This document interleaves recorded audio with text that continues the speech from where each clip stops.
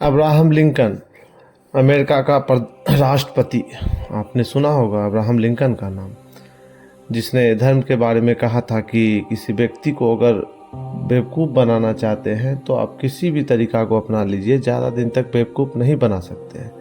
लेकिन एक व्यक्ति को कई पीढ़ियों तक बेवकूफ़ बनाना चाहते हैं तब आप उसे धर्म की शिक्षा दीजिए, तब आप उसे कई पीढ़ियों तक बेवकूफ़ बनाना चाहते हैं। तो अमेरिका के जो प्रधानमंत्री भी बने अब्राहम लिंकन, उनके पिताजी जूता सीते थे, चमार थे। जब वो प्रेसिडेंट हुआ और पहले दिन वहाँ का सीनेट में बोलने को खड़ा हुआ तो अनेक लोगों की उसकी बड़ी पीड़ा हो गई कि एक चमार का लड़का और प्रेसिडेंट हो जाए मुल्क का। तो एक आदमी ने खड़े होकर व्यंग कर दिया और कहा कि हे महानुभाव लिंकन, ज़्यादा गरूर में मत फूलिए। मुझे अच्छी तरह याद है कि तुम्हारे पिता जूता सिया करते थे, तो मेरा इतना ख्याल रखिएगा कहीं प्रेसिडेंट होने पे ये भूल मत जाइएगा। और कोई आदमी होता दुखी होता, क्रोध से भर जाता, जैसा कि अभी आप देख रहे हैं सरकारें आलोचना सुनने के बाद उसके ऊपर ईडी सीबीआई का छापा मरवाते हैं। तो अब्राहम लिंकन भी कर सकते थे, उनके पास अधिकार था। शायद गुस्से में आता और उस आदमी का कोई नुकसान पहुंचाता। प्रेसिडेंट नुकसान पहुंचा सकता है, ये तो आप भी जानते हैं। लेकिन अब्राहम लिंकन ने क्या किया, ये गौर कीजिएगा। लिंकन की आंखों में आंसू आ गए और उसने कहा कि तुमने ठीक समय पर मेरे पिताजी की याद दिला दी मुझे। आज वे दुनिया में नहीं हैं, लेकिन फिर भी मैं यह कह सकता हूँ कि मेरे पिता ने कभी किसी के गलत जूते नहीं सिए हैं और जूते सीने में वे अद्भुत कुशल थे। वो इतने कुशल कारीगर थे जूता सीने में कि आज भी उसका नाम याद करके गौरव का अनुभव होता है कि मेरे पिताजी कुशल कारीगर थे। और मैं यह भी कह देना चाहता हूँ और यह बात लिख ली जाए कि लिंकन ने कहा कि जब तक मैं समझता हूँ मैं उतना अच्छा प्रेसिडेंट नहीं हो सकूँगा जितने अच्छे वे चमार थे। मैं उनके ऊपर नहीं निकल सकता हूँ, उनकी कुशलता बेजोड़ थी। यह एक समझ की बात है, एक बहुत गहरी समझ की। जब तक दुनिया में पदों के साथ इज्जत होगी तब तक अच्छी दुनिया पैदा नहीं हो सकती है। और ईर्ष्या और प्रतिस्पर्धा के काम के कारण नहीं है, प्रतिस्पर्धा है पदों के साथ जुड़े हुए आदर के कारण। कोई आदमी बागबान नहीं होना चाहता है, बागबान होने में कौन सी इज्जत मिलेगी।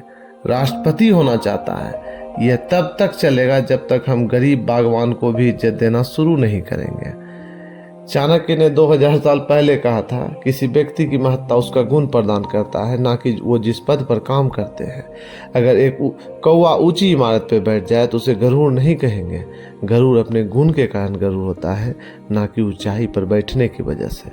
तो कहने का तात्पर्य यही था कि व्यक्ति को उसके गुण के कारण इज्जत दीजिए, ना कि उस जिस पद पे काम कर रहा है।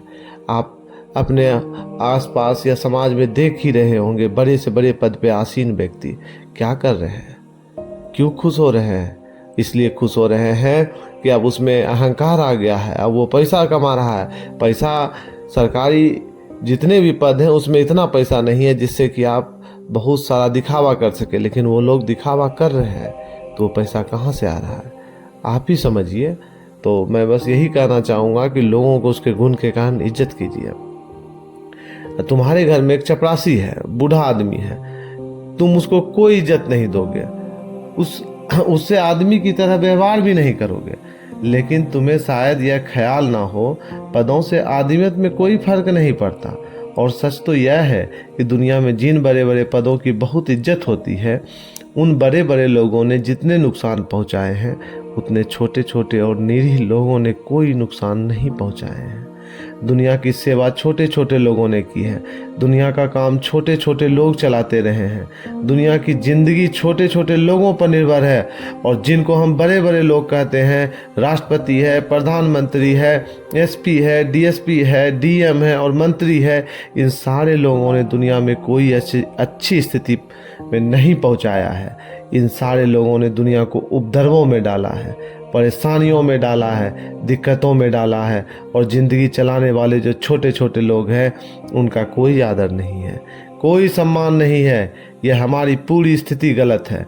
जब मैंने यह कहा कि इस भांति का व्यक्तित्व होना चाहिए कि प्रतिस्पर्धा ना हो, उसका मतलब है कि पूरी शिक्षा और ढंग की होनी चाहिए, पूरे समाज की व्यवस्था सोचना और ढंग का होना चाहिए, और ढंग का हो सकता है अगर बच्चे तैयारियां करेंगे, अगर छोटी लड़कियां और छोटे लड़के ये निर्णय करेंगे कि हम एक दूसरे तरह का समाज बनाना चाहते हैं, जहां हम काम को आदर देंगे, पदों को नहीं, जहां हम श्रम को आदर देंगे, धन को नहीं।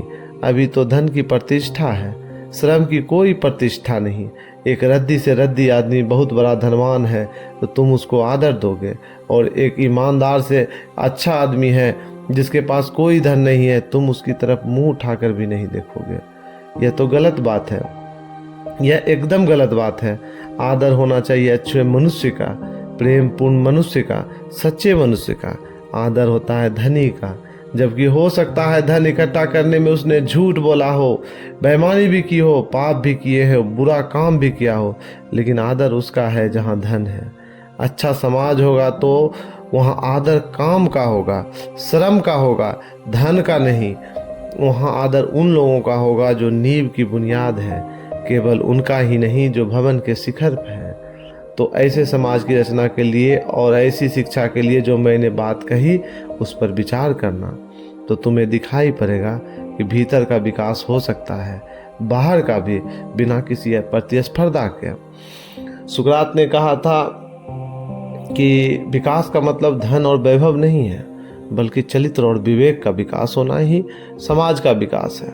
और हम लोग विकास के नाम पर सिर्फ धन और वैभव का विकास कर रहे हैं। चरित्र का विकास आप इस बात से देख सकते हैं कि आज फरवरी 14 मार्च है, होली का दिन है। आज हमारे होली के दिन पे हमारे देश में चर्चा चल रही है कि जुम्मे के दिन होली है, तो क्या किया जाए, मुस्लिम पे हमला कर दिया जाए या मुस्लिम हिंदू पे हमला कर दिया जाए। ये हमारा चरित्र हो चुका है। अधिकतर लोग जो अपने आप को धार्मिक बता रहे हैं, आज होली के दिन बकरे काट के खाएंगे। ज़्यादातर दुकानों में जाके देखिए बंद है, और जो लोग हैं घर में बैठ के दारू पी रहे हैं, दोस्तों को घर पे बुलाकर शराब पिला रहे हैं, खुद भी पी रहे हैं, और उनके बच्चे भी देख रहे हैं कि मेरे पिताजी क्या कर रहे हैं। तो किस तरह का समाज का विकास होगा, किस तरह चरित्र का विकास होगा, किस तरह का विवेक आगे बढ़ेगा।